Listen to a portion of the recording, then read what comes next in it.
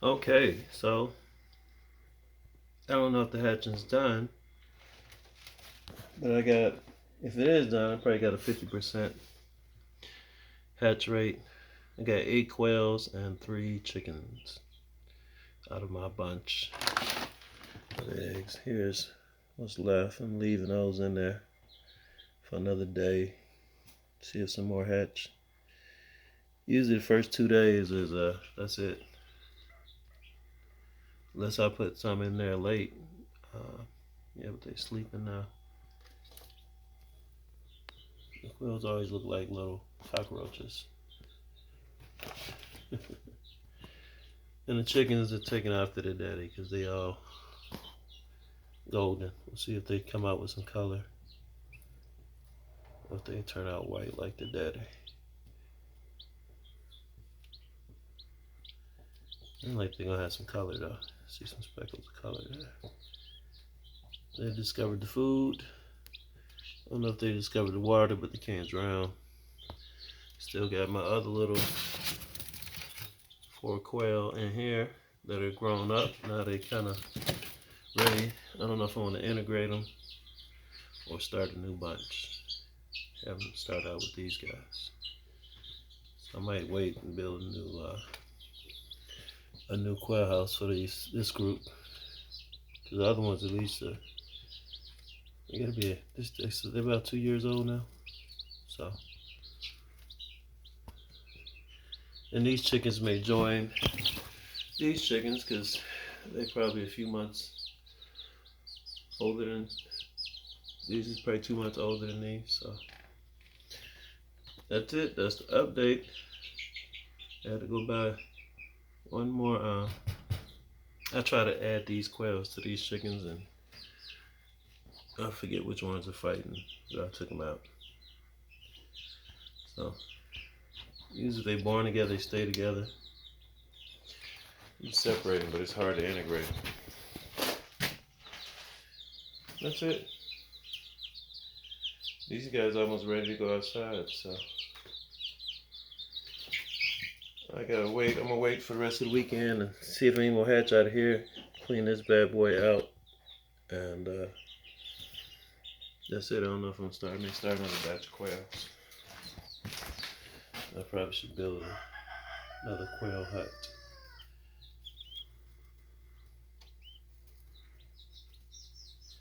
And the raccoon, um,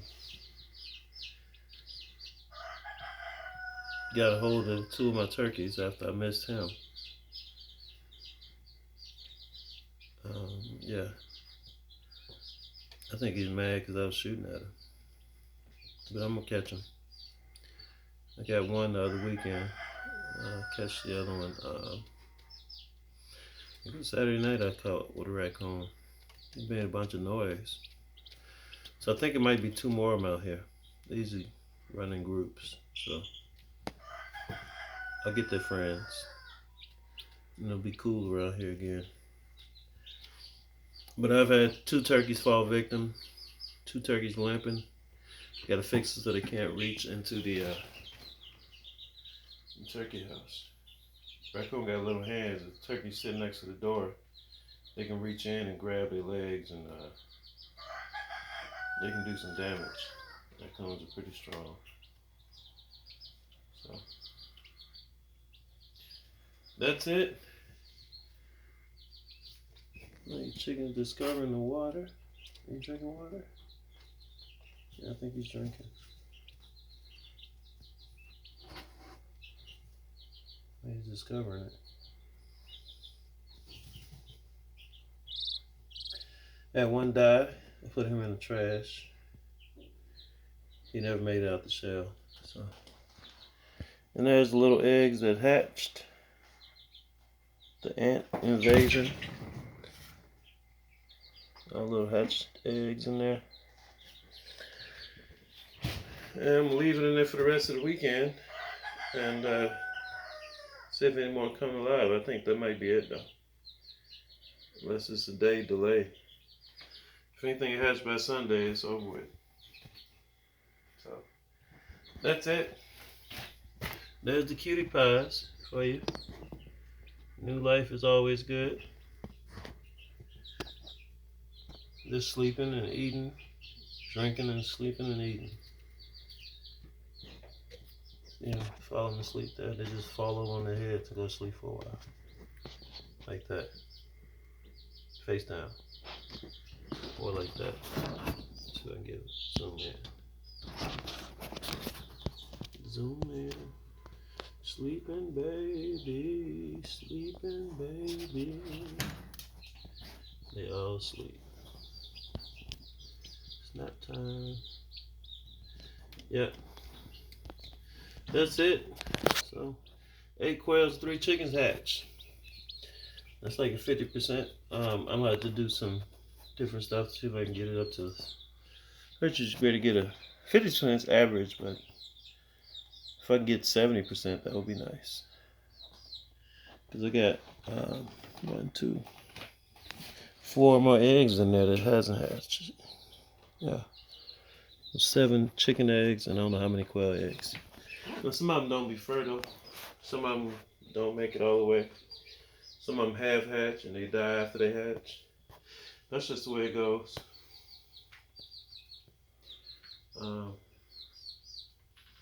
That's it. See? Just sleeping however they fall asleep. That's funny. But it is 92 degrees in here. Probably 95 under the light. And all is well. They got fresh wood chips and food and water. Now I'm gonna go feed the rest of the chickens, make sure everybody got water, and done my chores today. These little boxes make great brooder. These little storage boxes make great brooder cages. It's called the brooder while they're here, while they're babies. But these guys ready to go outside, so I gotta find a place for them. I don't want wild quail, I want the eggs. I'm doing this for a resource, not for fun. And these guys about ready to go outside too. Yeah. You ain't looking like babies no more. That's why I got you for $1. The cute factor was leaving you. Like, they're $1 a piece. It was $3, $3.50. Started getting not so cute, and there's $1 a piece. Same birds. So I caught the deal. It's hot, I'm sweating. See if I can make it out a little workout today. So, yeah. Alright, I'm out. That's it for the update. Your full go from looking cute like this to looking like these guys. And they're still cute. So I get a light on. They're still cute though. These guys about flight ready. This is just about a month old. That's how old they are. About a month old. They're ready to go outside. These guys are 2 days old. Bitty bitty babies. Alright. That's it for the update.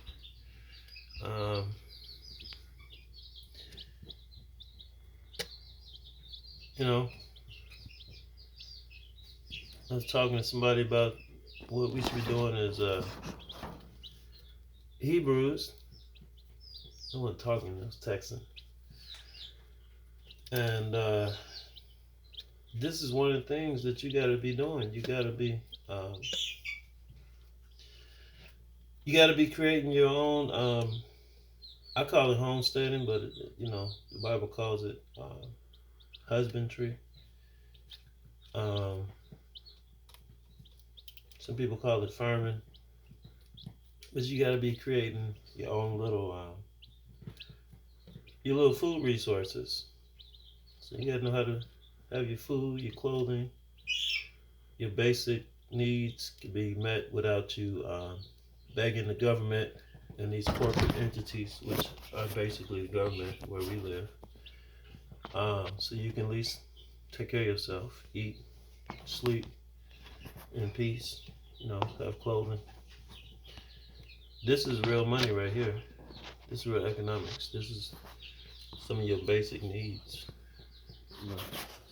I'm dealing a lot with these birds because this is a learning thing for me. Some people, you gotta grow food. I grow food. I've been doing that. This is the second year in the making for me with these birds. So, with these birds, you get eggs, meat. If you get goats or sheep, you can get milk, meat. If you're a vegetarian, you gotta move to the tropics.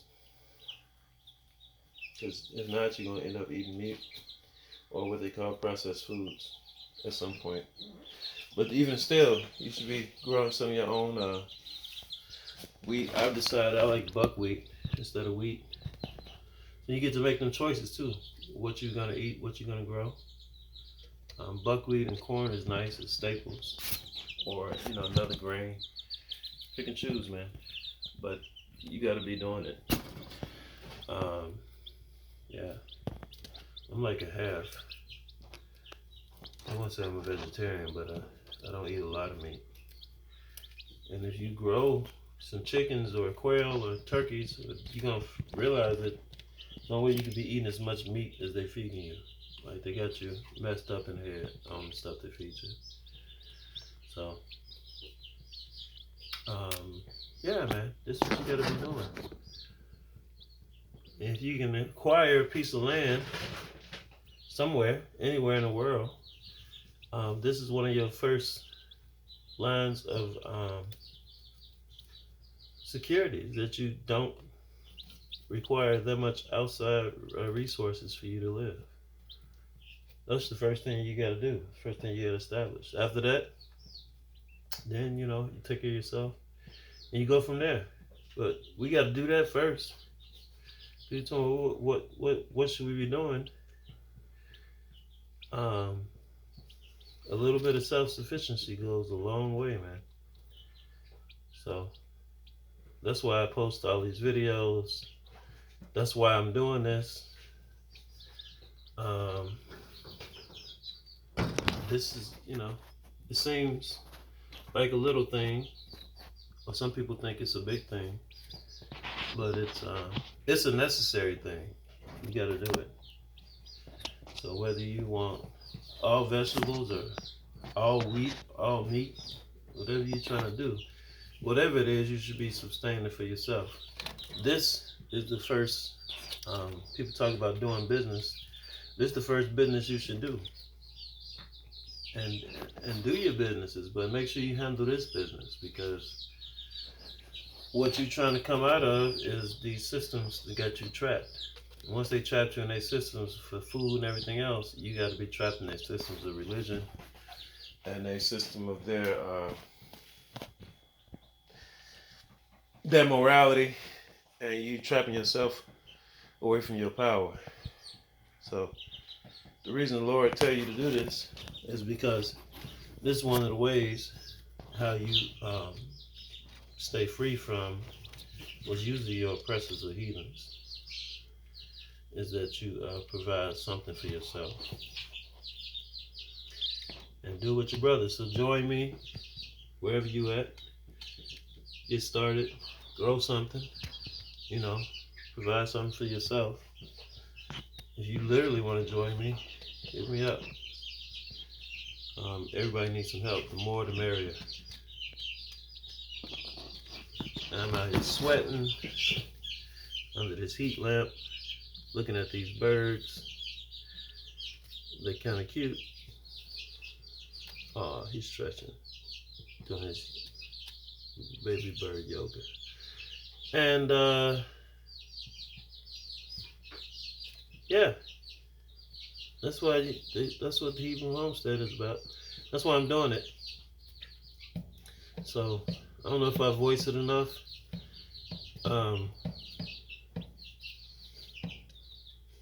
I know you start talking about sovereignty. We need that, but you got to have land to have sovereignty. You got to have resources. You can't be sovereign if you got to get deployment. Because to get employment, you got to sign contracts and you got to submit yourself to slavery, and you ain't got no resources. Some people go and get employment, but they have land and resource somewhere else, and they send back what they earn. They put themselves in slavery to build their homeland, and you don't know it. You think they're just here doing business. So they are. They're not doing business, or they're here just to get employment. But most people doing business. So in order to do business, this is the first business you got to do. Secure your basic needs and grow from there. That's it for today. I'm not gonna show my sweaty face because I'm tired. It's hot. But this is the babies. They out the incubator. They in the brooder. I got 3 of them at this point. Got a whole operation going. I got 3 brooders, 1 incubator. I need to get a second incubator. And 1, 2, 3, 4, 5, 6 coops. I don't need no more. I just need to integrate these birds, figure out how to integrate them with each other. That's it. I had to kill off about 12 or, yeah, I killed off 6 birds and gave away 4, so I had to get rid of like 10 birds, so I replaced them with these, about 15 birds. Most of these are girls. I had way too many hens. And a couple of babies from the original birds there. That's fine. And a couple of babies from my quail. So you got 8 here, 4 here, that's 11. 11 quail from, it's not bad. 11 quail from, originally had 20 quail, but half of them are male, so probably like 8. So 11 quail from 8 ladies. That's not bad. 2 hatchings. I'll do 1 more in this season. So I'm out. I know this is a dumb video, but ain't nothing else to report. Start homesteading. It's part of what you got to do as a Hebrew man. You got to support yourself. This is one of the ways to support yourself. It's the only way you can come out of the system is that you give yourself the things that if the system falls, and it's falling, you can survive. All you got to do is just keep standing. So this is one of the things that the Bible calls you to do, whether you're aware of it or not. I've read about it. It's always talking about it. The Bible is a farmer's book. We are farmers and herders, which that's the first thing we do is sustain ourselves. That's how you don't need other nations, is that you do something for yourself. So this is one of the first things that come to my mind that you have to do for yourself. Because if all you're doing is making money, man, if they control their money, the money ain't got your face on it. And you say they're controlling some other stuff, but this right here, this what I'm doing, you can drop me off anywhere on the planet. As long as I know the basics of this, I can do it. You know what I'm saying? I can build a community anywhere. So that's what we studying here. That's what we studying, that's what we passing on. And we studying it by doing it. We're not just looking at it in theory, we're doing it. Faith without works is dead. You're a dead man walking if you ain't working. Shalom.